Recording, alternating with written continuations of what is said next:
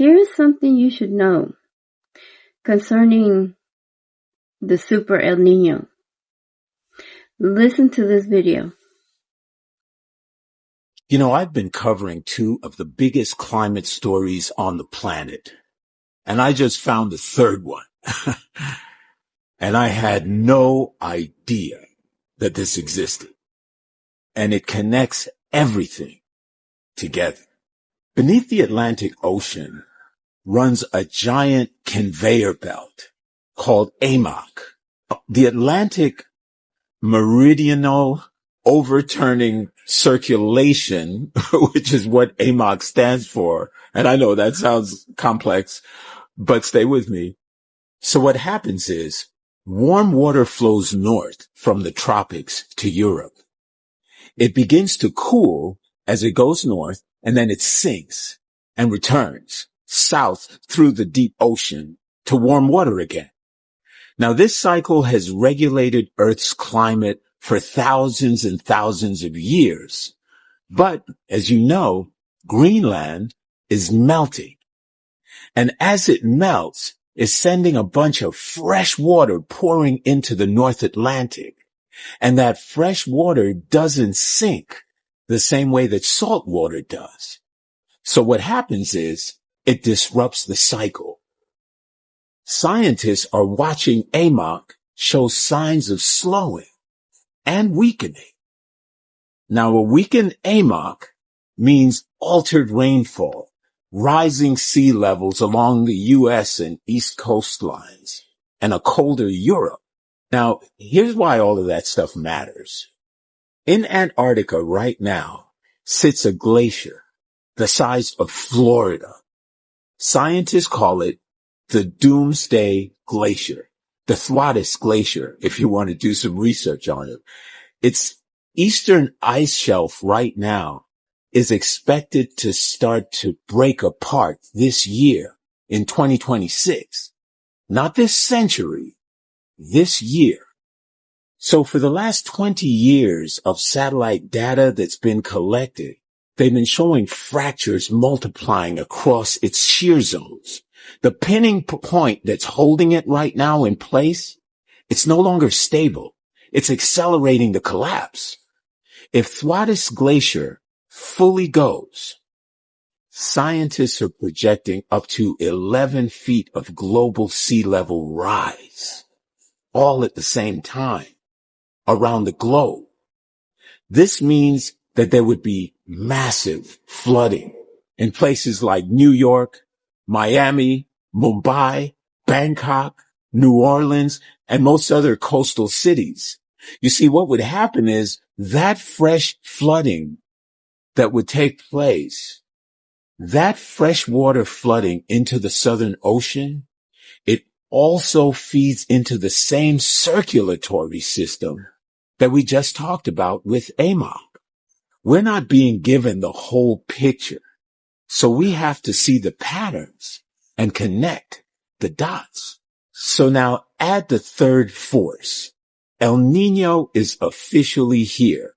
NOAA has confirmed it this month, the month of June, and that's the National Oceanic Board that confirmed El Niño is here, and this isn't a typical El Niño. Models from every major international agency are projecting a historic event by the autumn of 2026, when all the waters have been heating throughout, possibly the most powerful on record.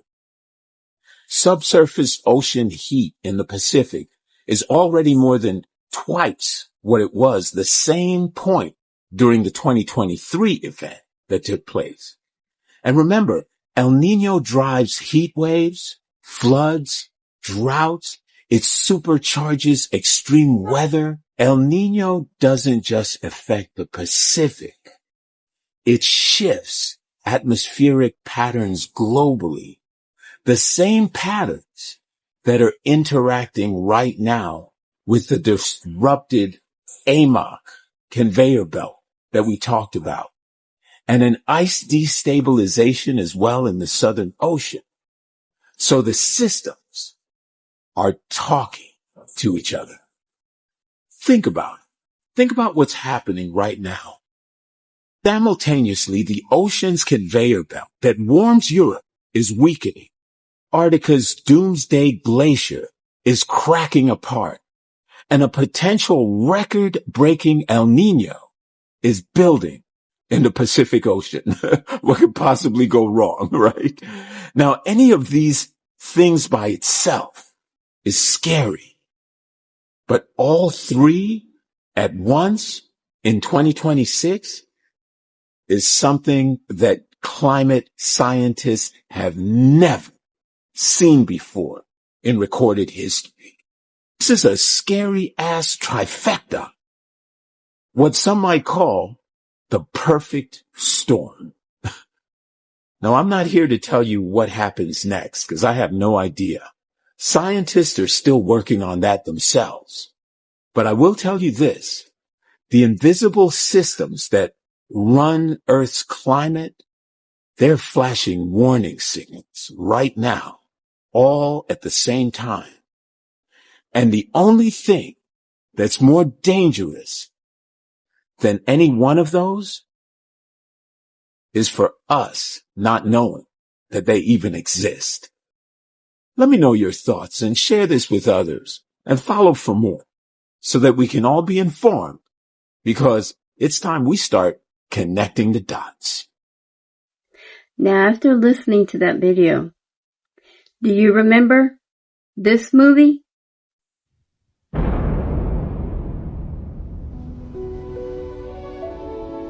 Fog's just lifting. Throw off your bow line, throw off your stern. Blow your air horn and throw a wave to the lighthouse keeper's kid on Thatcher Island. Guys are busy, you're in charge. You know what? You're a swordboat captain. Can't be good unless you love it.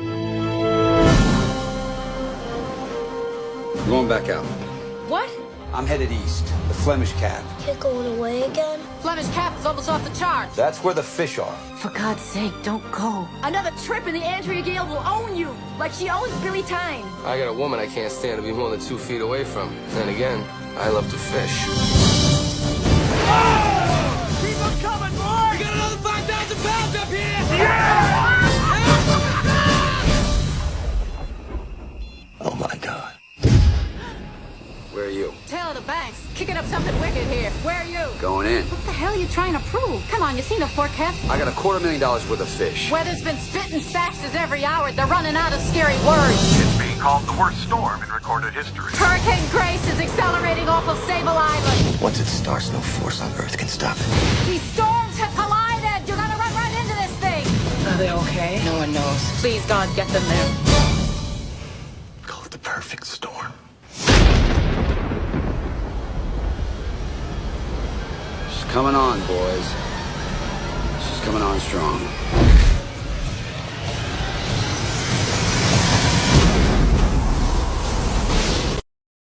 Now, they say that the Super El Nino is the first in history. No, it's not. Not in my timeline or my reality. That happened in October 1991. It created a superstorm. I've never seen a storm this large, this vicious. How can you predict its course? We were watching the barometer and looking at the weather, and we knew that it was going to get a lot worse. Weather buoys and satellite imagery. The National Weather Service watches in disbelief. A meteorological monster is taking shape before their very eyes. So each subsequent run of the numerical guidance was telling us that this really was going to be a significant event. Hurricanes are fueled by moist tropical air. When they hit land, the supply of tropical ocean air is cut off, and they eventually lose their punch. But instead of continuing its course over land, Hurricane Grace skirts the coast, then heads offshore again, building momentum. The National Weather Service was predicting 100-mile-an-hour winds, 60-foot waves. But some of the recreational vessels, they're looking at the blue skies and the sunshine. So they might not have taken the warning seriously. We took it seriously. On October 29th, a desperate mayday comes in. Now, best taking on water 50 miles off Cape Ann. On October 31st, the storm's fury heads towards land, now affecting the entire eastern coast, from Maine to Florida. Now, after hearing and learning about this information, they say that all of this is going to be in the Pacific Ocean this time around. The only thing I can say is you people in the South and East Coast and everything below that, maybe you should be preparing. I don't know. I'm not trying to fearmonger, and I'm not trying to make y'all manifest this. I'm just saying, keep an eye on the weather. It isn't the first Super El Niño. It already happened before. Everything is always a loop. It is an ecosystem that can continue on. It's a script that's always replaying. Always pay attention. Research. And you'll find when they say it's the first in history. Really? It's not. It's happened before. Until next time, thank you for watching.